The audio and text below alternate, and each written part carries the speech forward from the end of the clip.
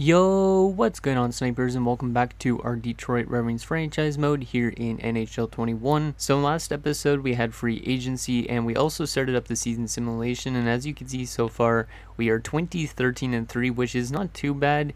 We kind of started the season off a little bit slow, but the last month we had of simulating, I'll show you guys, we actually had a pretty good month for the most part.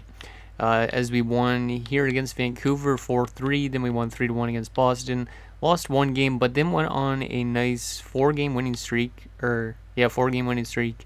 Then we lost 7-4 to Nashville, which makes sense because Nashville's killing it at the moment. And then we had a nice win over Tampa Bay, then lost another game, but then won 2 in a row, and then lost another 2 in a row. So we kind of struggled a little bit near the end of it, but we did have a good middle of the month, and we won a lot more games this month than we did any other month. So I think we are on the right foot. But we are probably going to be making at least one trade in this episode to try and get our team to being even better. At the moment, we are not in the playoff spot. We are 1 point back of that last playoff spot in the wildcard spot, which is the Sabres. But we do have like 3 games in hand, so we should be able to get into one of those last playoff spots down the stretch, I would assume, because of the games in hand. Hopefully we could just win games when we need to. And yeah, hopefully our trades help out our team if we do make any trades in this episode. I did ask you guys about any suggestions for trades. I didn't get any comments as of this recording, so I am not going to take any comments into consideration as I'm recording this. So this is all going to be up to me, I guess. But the trade I was looking at the end of last episode, I feel like at the moment Hawks fan might be still on his trip, so he probably hasn't seen the video yet, the last video, so that's probably why there's no suggestion from him. But I think what he would say to do is probably to do what I'm thinking, which is to try and get Nathan MacKinnon, like I was mentioning at the end of last episode. The reason I would like Nathan MacKinnon is because even though he is old, he is still putting up pretty good numbers for his overall. Like, he's 4 years old now. For some reason, they signed him to a 2-year deal, so I am going to try and get Winnipeg to retain salary on him. But as you can see at the moment, he's got 28 points in 35 games, which is pretty good.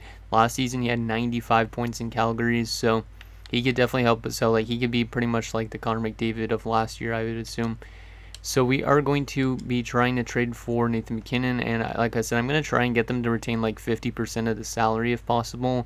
If they aren't going to retain 50%, I might drop it down to like 40% and 30% and so on. But I would like to get them to retain as much as possible, so that way we don't have to actually trade away any players that are actually making cap. So we'll try and get them at a 50% deal. And in return, we are going to be trading them at least first Simon Damphousse, because he's not really panning out, I would say. Like, he's a 74 at 22, but I feel like he might end up being something similar to Ramjit Singh, who we had to trade away recently, like in the last few years, because if you look at his attributes, like the passing is 68 passing is not great, and then like the shooting attributes aren't great. Like, I feel like this guy's not going to assimilate that well. So we are going to add him to the deal because he's already 22. Probably won't be that good of a top 4 defenseman if he reaches a top 4 potential. So he's like the main piece going back the other way. I don't know if this would go through on its own, probably not, but it does show that we have more value going to them, so we could always try it. So I'm probably going to try it out first to make sure if it goes through. If it doesn't, we might have to add in some picks to get them to actually retain half the salary, because that is a lot of money that they are going to be retaining, which is for the next 2 seasons, I think. So if he doesn't retire at the end of this year, I hope he does retire at the end of the season though. So let's just try this. Damphousse for MacKinnon. That is rejected. They aren't comfortable retaining that salary, but if I add in a pick to sweeten it up, maybe they will be. We aren't going to be giving up our first round pick, or I don't think we will. I'm going to try and give up our second for next year and see if that's good enough to get them to retain 50%. Like, I think that's a fair deal. You get a good prospect defenseman potentially. You get a second round pick that could be something decent, and then you only retain 50% of the salary for 2 seasons. If he retires after 1 year, then you're only retaining for 1 year, so it's not that bad of an offer, I think. So let's try this. Damphousse in a second for MacKinnon. Still rejected. I could throw in a 3rd round pick as well. I mean, I could go lower on what they are retaining, but I want them to retain as much as possible. So let's try adding a 3rd to this deal. Might be a bit of an overpayment at this rate, but I think it is worth it if we could get him on 50% salary. So let's try this now. Danfus a second to third for McKinnon. That's still rejected. Let me remove the third, see if I could get them to retain 45%.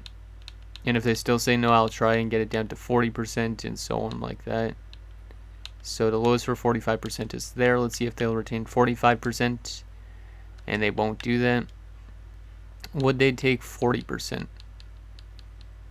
Because I don't want to have to pay too much, because or else I will have to send somebody down to the minors or trade away somebody that's actually making a cap hit. So let's try 40%.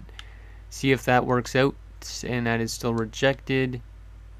But if I add in the third round pick to this now, because I think 40% retain would be pretty solid. Still rejecting it. I might be willing to give up our first, but I don't know if it would be worth it. Like, I don't know if Nathan McKinnon will win us a Stanley Cup like Connor McDavid did. Let's try 35%. Still rejected. I feel like no teams like retaining salary at all, and it's kind of annoying. I could add maybe some other unsigned prospect. Like, do you have any prospects that they want that we do not have signed? No, they don't. They do want Bayer, which is interesting, but Bayer has no value, and I'm not giving them Stevenson for sure. Let's get them to try and retain 30%, I guess. It's going to be probably impossible to get them to 50%.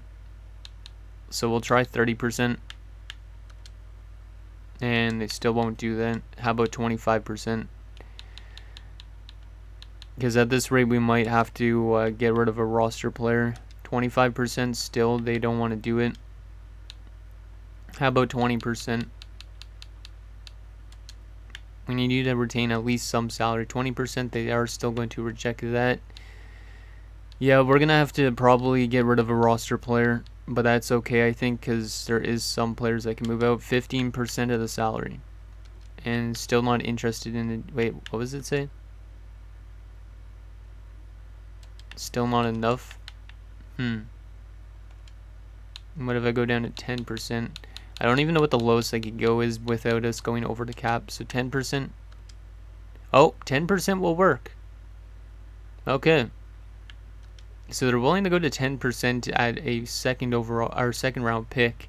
If we add in a third round pick, we might be able to get that up a slight amount, maybe to 20%, maybe to 15%. So we'll try and see if we could do that.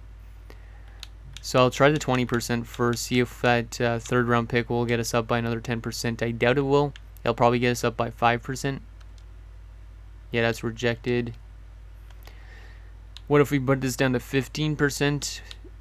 That should work. 15%? Still rejected. I guess they don't want to retain 15%. They wouldn't want. They'll be fine with retaining 10%, but that's it. So I guess we'll just retain. We'll get them to retain 10%. And yeah, I guess that's fair enough, because that means they're only retaining $900,000, which means we're going to be paying him $8 million, which means we're going to need to trade away a roster player for sure, I think. Or somebody's going to have to be sent down on minors. Yeah, I guess we'll just do this. As much as I don't want to be battling with the cap issues, I think Nathan McKinnon is the perfect fit for this team, so I'm going to do that. But that means now we are going to have to... If I go to edit lines, it should be fine right now. Let's just go best lines in the minors. And let me go to NHL. So Sedin got sent down, which I think is okay for now. We will take Yzerman out of the lineup. And where is Nathan McKinnon? There he is. So actually we could afford having McKinnon in our lineup, which is good. So I was going to put McKinnon on our second line because he was the best fit for our second line. Yep, that's right. And then that means Powell will go down to being second line center, our third line center. And then Hobbs would be back on the fourth line, which means I think I'll change... Oh, I don't like that there's a minus down there. But that might be what we have to deal with. Oh. Unless we put Mestre up, which we could do. Which, yeah, we could do that. I think that's fine. So it does make our team a little bit weaker to an extent, but we do now have DeKaiser, Matthews, Dingman, and then Bullion, Coley, Minen are really good offensively. So if you put them with McKinnon, I think McKinnon should produce at a decent level. And then the third line would be Mestre, Powell, and Garrison, which is pretty good still. And then fourth line, Wong, Hobbs, and Alexandrov. And then defensively, we will leave it the same. And yeah, I think that's good. Yeah, I think that's the only trade we're going to probably make in this episode, because I think it does help out our team a decent amount. If need be, we could always call up somebody like Acker. We could call up Sedin for the playoffs if our team needs the offense. We could even call up Stevenson at some point. But I think our team is pretty good. I just hope Nathan MacKinnon could help that second line out offensively. And then also maybe he could be like McDavid in the playoffs. Now, Coley Minen's not a really great fit for our second line. He's a better fit for the third line. So we could always change Coley Minen and Powell around. But Coley Minen has, I think... And he has around the same offensive awareness. We could change that up a bit. But for now... Wait, what type of player is Nathan MacKinnon? He's a playmaker. Just like Coley Minen is. Well, Powell is a playmaker as well. Mestre is a playmaker. We have a little bit too much playmakers, I think, in our lineup. But, yeah, we're going to leave it like that and see if that helps out our team. It says we are over capped by $2 million, but we haven't run into problems, which I don't understand. That's a little bit weird. Oh, now it says we're below cap. Okay, that's good. We're just barely within the cap restrictions. But that, I think, should help us out. And now comes the fun part where we actually get to simulate the rest of the season and see if our team could actually get to the playoffs again. So let's continue simulating. We will still go to the deadline and take a look at what's available at the trade deadline, but I don't think this team's going to be making much more trades because of the cap we have left. But I think adding Nathan MacKinnon to our team is a pretty good piece. But we did just drop 2 games in a row, but we bounced that back with 2 straight wins. Biggs has been injured. We'll go replace player. Our team is dropping more games since Nathan MacKinnon's been acquired, which is not a great sign. It could be just coincidental, though.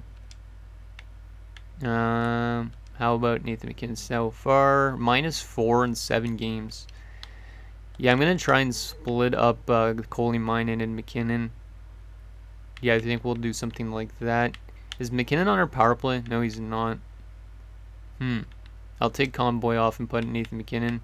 As I think MacKinnon should have good shooting categories. Yeah, he does. We'll throw him on the power play unit instead of Conboy. And then maybe that will give him some more points. And that should help out our team, hopefully. But yeah, hopefully this team makes the playoffs after that trade. Are you kidding me? That is a big loss. Ville Savonen's been injured with a herniated disc till April the 22nd. So he's out until the playoffs. That's a huge injury. That is a huge loss. But Cracknell does get some time to play at least. But that is still a huge loss. But we will move Bertuzzi up for now.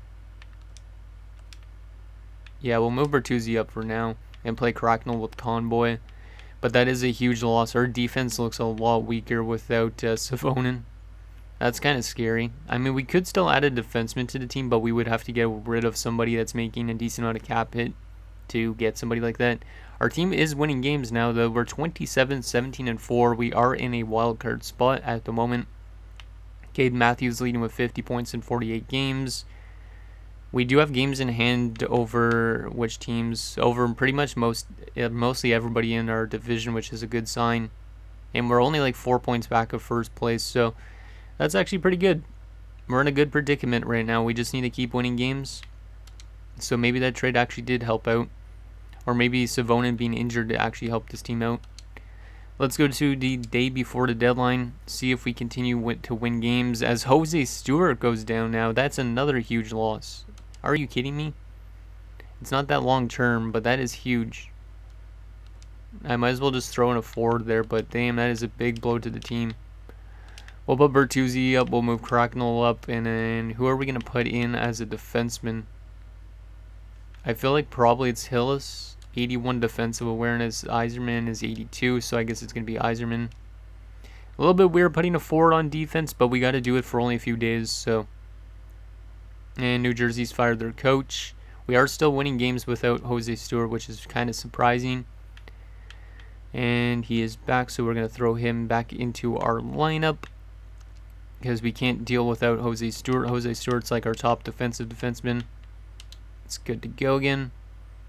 But yeah, our team's winning a lot of games down the stretch, which is kind of scary because I feel like that way, if we have a really good record, we're going to be a first round exit. But if we have like a 500-ish record, then we might win the first few rounds.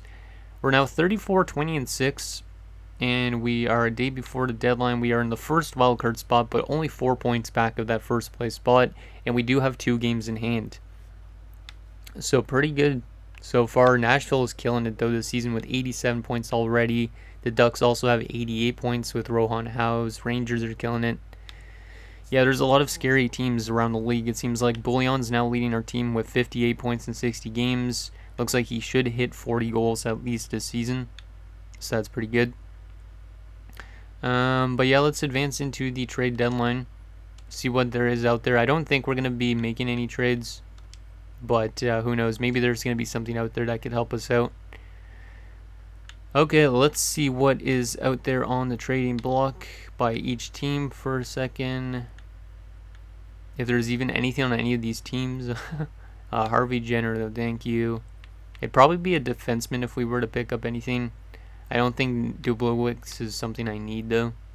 Either Smeed. Yeah, I don't think I need Smeed, even though he's making only 880K. This guy's only 77 now. Yeah, I don't even think we're going to make any trades. It doesn't really make sense, and we would have to probably get rid of somebody that's making a decent salary. Yeah, I don't really think we're going to make trades. Even though it might make sense to make one.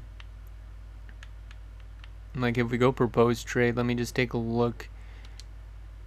What does our team look like right now? So if we go by overalls, we got like all these good centers.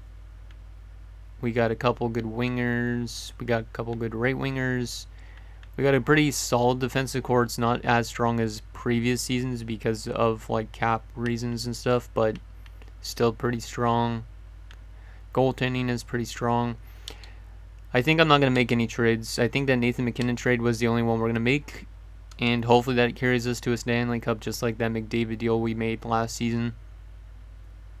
Okay, so that is the trade deadline. Now comes the simming of the remainder of the regular season to see if we make the playoffs. And hopefully we can. Hopefully we don't just fall apart in this last month or so. So let's go to the 14th, see how we do in these next 2 weeks. We do lose to Anaheim, we lose to Edmonton. And Caden Matthews gets a concussion now. What is this? We're getting slammed with injuries down the stretch. And it's guys that have never been injured before in their careers. So we will go replace player, I guess, with... Yeah, I guess we will move McKinnon to the top line center. Mestre up, actually. I might put Koleemainen as the top center for now. Because Koleemainen, I know he could produce. And... I guess we'll throw Yzerman in all these spots. So that's what we'll run with while Matthews is out. But yeah, without these two players, Matthews and Savonin, our team is kind of looking a little bit scarce in terms of offense and defense. Like, I feel like our team is definitely taking a big hit because of the salary cap. But hopefully we could win some games down the stretch here. Hopefully that injury didn't screw our chances over. And we do win 2 games in a row. We lose a couple. Okay, we're still playing pretty solid. That's good. We are still second best in the division behind the Ottawa Senators, which is kind of surprising. 67 points now for Bullion in 69 games. Let's continue to simulate. As long as we get Matthews back for the start of the playoffs, that would be good. Same as Savonin, but Savonin's going to probably miss like the entire first round, I think. Yep, we're simulating still good. We probably should be making the playoffs soon. 92 points. Panthers are in the last wildcard spot with 87 points.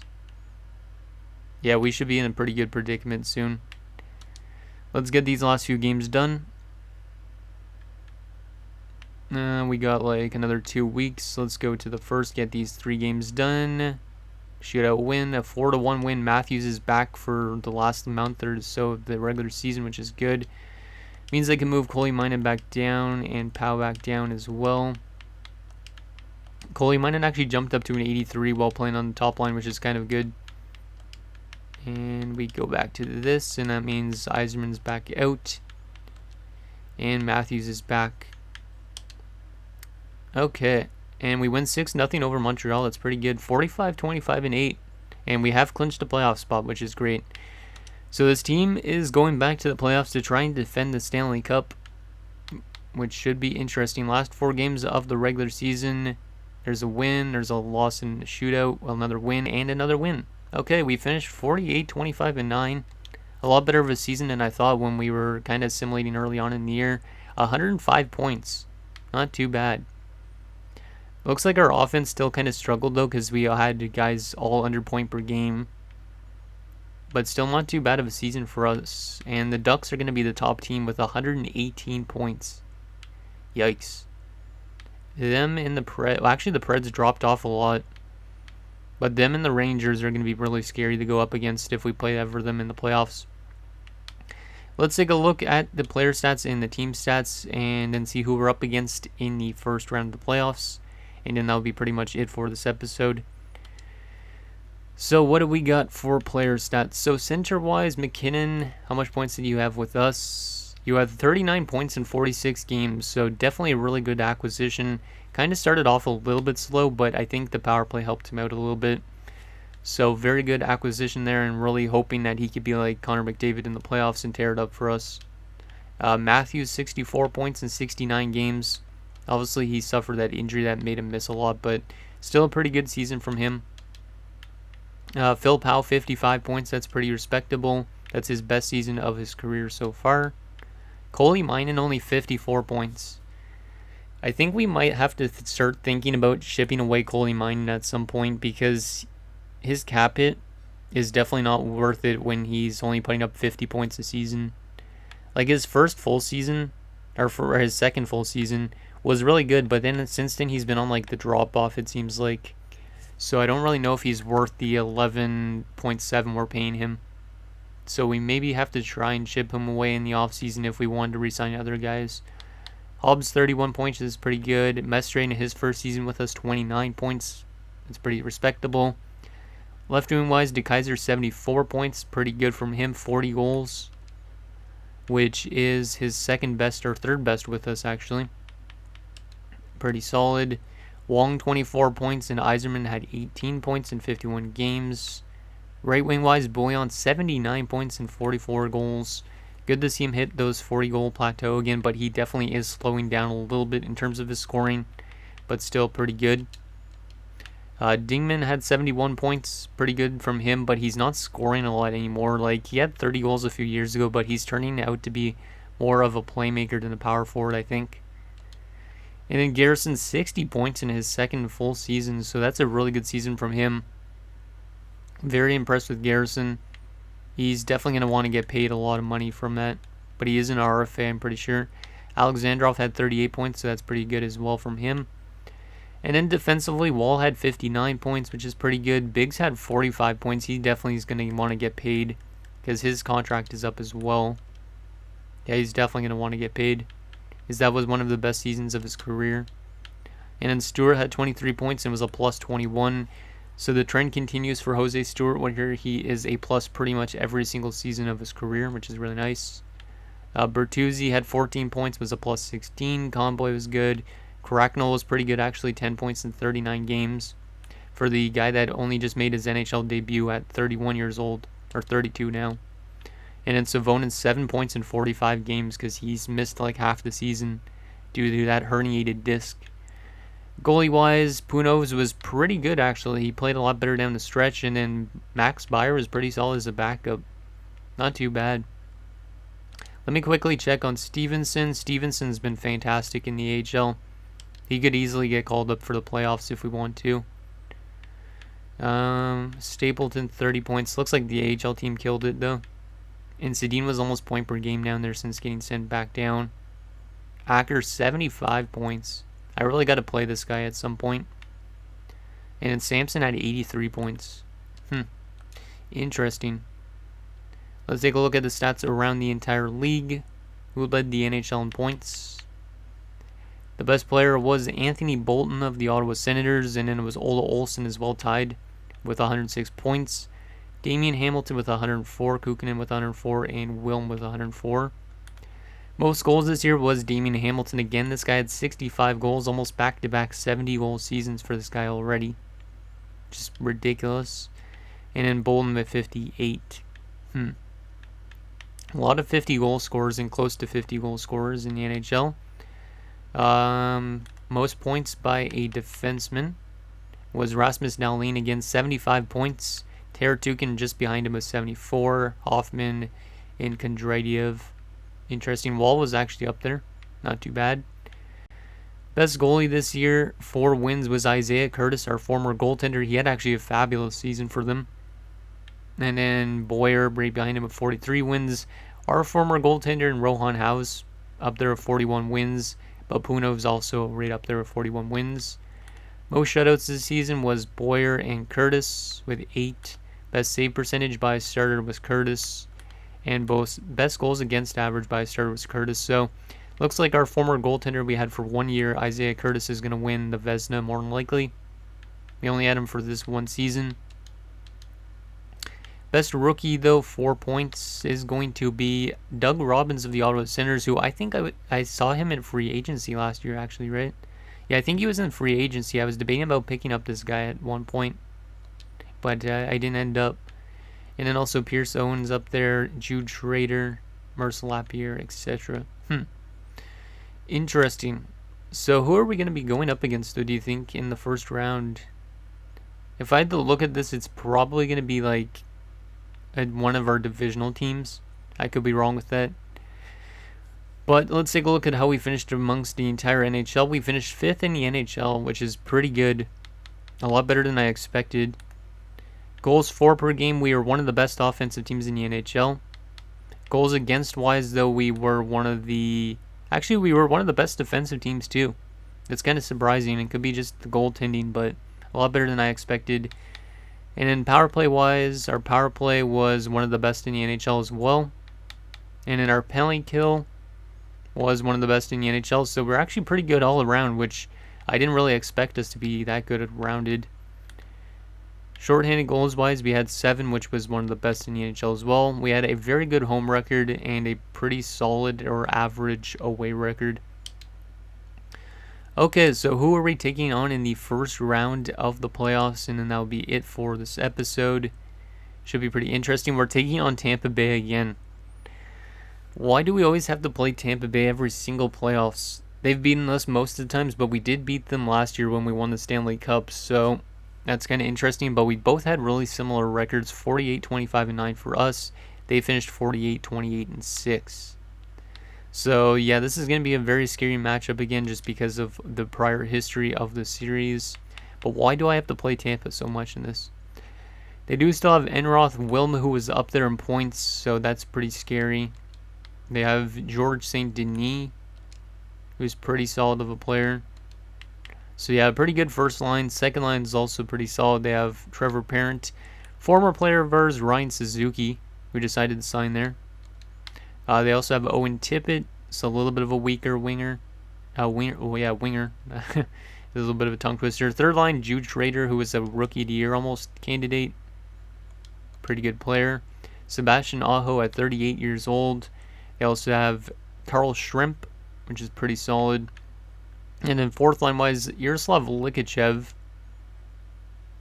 39 points this year for the fourth liner. They also have Tommy Salmonen and Mikko Rantanen at a 77 overall. So a very mixed group of like some younger guys and mostly veterans, I would say.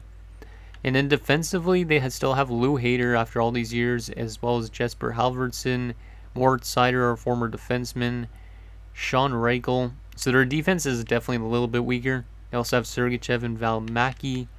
And in goaltending wise, they have Richard from Boston, who, yeah, he was in Boston last season. Interesting. And then they also have Caden Primo. Depth wise, they have Lucas Graps, Joel Farabee, and Victor Hadfield. So overall wise, I think offensively we're probably around the same. They might be a little bit better. Defensively, I would say we are better. But then again, actually without Savonin, maybe we're around the same. And in goaltending, I would say we're probably around the same as well, but we do have the better overall for a starter. And in depth-wise, I think we have better depth. Let's take a look at how they did during the regular season by comparison to us, and then that'll be it. Just because I'm kind of curious on how much goals for they had in comparison. But I figure we were both probably similar teams. So they were better offensively than us, like I was just thinking. And we were better defensively, as I was thinking. Power play wise, we were better than they were. And penalty kill wise, we were better than they were by 0.6%. Interesting. They were pretty solid on both home and away ice. So anyways, guys, that's going to do it for this episode of our Detroit Red Wings franchise mode. So in next episode, we will take it to round 1 against the Tampa Bay Lightning and see if we could eliminate them for the second straight year and head to the second round. So let me know what you guys think down below, and I'll see you guys next time.